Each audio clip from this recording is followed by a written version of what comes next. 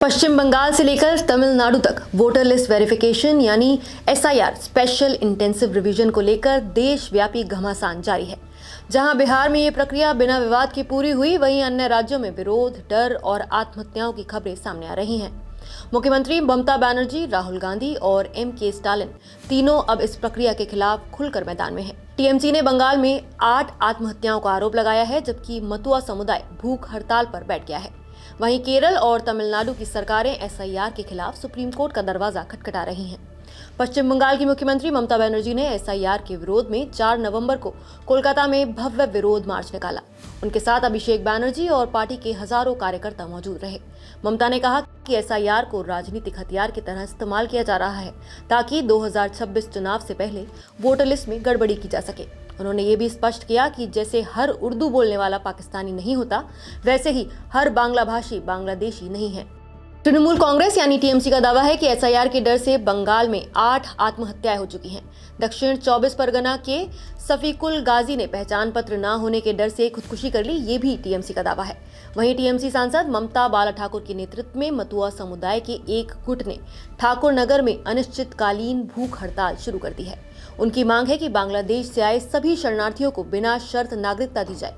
भाजपा सांसद शांतनु ठाकुर ने इसे वोट राजनीति करार दिया है, जबकि टीएमसी ने कहा है कि ये नागरिकता संशोधन कानून यानी सीए के खिलाफ जनसंघर्ष है।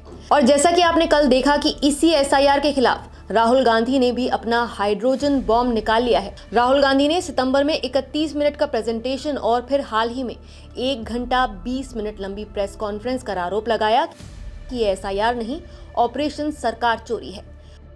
राहुल ने बिहार के जमुई से 5 वोटरों को मंच पर बुलाकर दिखाया कि उनके नाम मतदाता सूची से हटा दिए गए हैं। उन्होंने कहा कि हरियाणा और बिहार दोनों जगह कांग्रेस समर्थकों के नाम योजनाबद्ध तरीके से हटाए जा रहे हैं। राहुल ने यह भी कहा कि हरियाणा में 25 लाख वोटों की चोरी हुई है। चुनाव आयोग बीजेपी को बचा रहा है, ये लोकतंत्र पर सीधा हमला है। उन्होंने ये भी कहा कि आयोग ऑनलाइन नाम हटाने की अनुमति नहीं देता, फिर भी लाखों वोटर गायब हैं। ये साबित करता है कि एसआईआर प्रक्रिया निष्पक्ष नहीं है। इतना ही नहीं, तमिलनाडु में डीएमके ने भी एसआईआर प्रक्रिया को सुप्रीम कोर्ट में चुनौती दी है। पार्टी के वरिष्ठ नेता आर.एस. भारती ने ये याचिका सांसद और वकील एन.आर. एनलंगो के जरिए दायर की है। मुख्यमंत्री एम.के. स्टालिन की अध्यक्षता में हुई सर्वदलीय बैठक में ये निर्णय लिया गया था। वहीं केरल के मुख्यमंत्री पिनराई विजयन ने भी घोषणा कर दी है कि राज्य सरकार एसआईआर को सुप्रीम कोर्ट में चुनौती देगी। विपक्ष नेता वी.डी. सतीसन ने भी इसका समर्थन किया है। चुनाव आयोग का कहना है कि एसआईआर को लेकर डरने की कोई जरूरत नहीं है। प्रत्येक आपत्ति पर विचार करने के बाद ही अंतिम मतदाता सूची प्रकाशित की जाएगी। आपको बता दें कि वर्तमान में 12 राज्यों और केंद्र शासित प्रदेशों, जिनमें अंडमान निकोबार, छत्तीसगढ़, गोवा, गुजरात, केरल, लक्षद्वीप, मध्य प्रदेश, पुडुचेरी, राजस्थान, तमिलनाडु, उत्तर प्रदेश और पश्चिम बंगाल शामिल हैं, उनमें ये प्रक्रिया चल रही है। करीब 51 करोड़ वोटर इस वेरिफिकेशन के दायरे में हैं।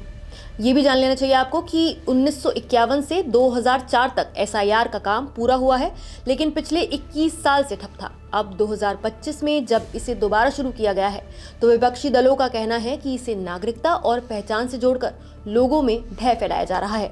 बिहार में जहां प्रक्रिया जैसे तैसे पूरी हो गई, वहीं बंगाल, केरल और तमिलनाडु में विरोध के कारण ये मिशन बेहद कठिन दिख रहा है। देश के कई इलाकों में एसआईआर पर भरोसे का संकट गहराता जा रहा है और अब सबकी निगाहें सुप्रीम कोर्ट पर हैं, जहां जल्द तय होगा कि यह अभ्यास लोकतंत्र की सफाई है या राजनीतिक सफाया। फिलहाल आप इस मुद्दे पर क्या कहना चाहेंगे, हमें कमेंट करके अपनी राय जरूर बताएं। नमस्कार, मैं हूं मानक गुप्ता। अगर आपको हमारा ये वीडियो पसंद आया हो तो इसे लाइक और शेयर जरूर करें, और हाँ, हमें सब्सक्राइब और फॉलो करना ना भूलें ताकि आप देश और दुनिया की कोई खबर मिस ना करें। तो जुड़े रहिए हमारे साथ और देखते रहिए न्यूज़ 24।